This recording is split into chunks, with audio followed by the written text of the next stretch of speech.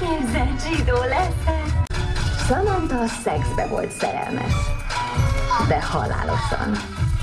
Még soha nem nyertem ilyen savanyú spermát. Mégsem kérem a tejverést.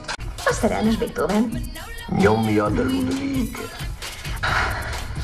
Nem igaz, hogy alig szexelünk. Mikor voltunk együtt utoljára? Ha? Hát...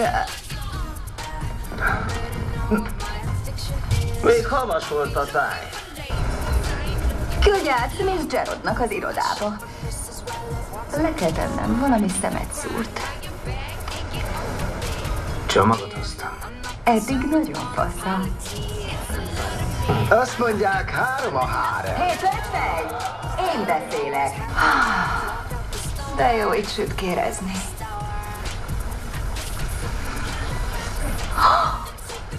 Mint egy anyaorángután. Mi? Nem tudtam, hogy fürdőruhában lettek. Hogy nem tudtad?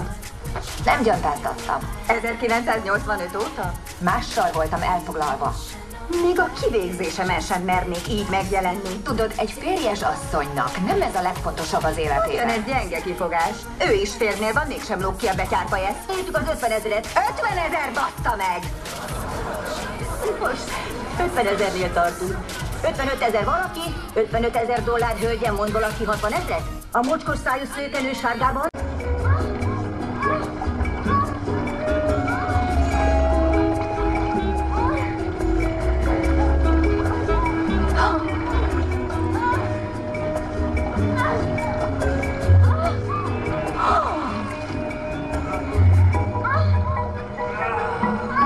Samantha ekkor figyelt fel az új szomszédjára.